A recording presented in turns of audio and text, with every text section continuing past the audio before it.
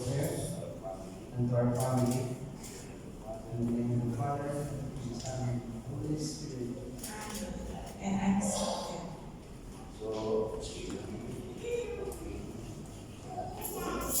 let us give them a round of applause.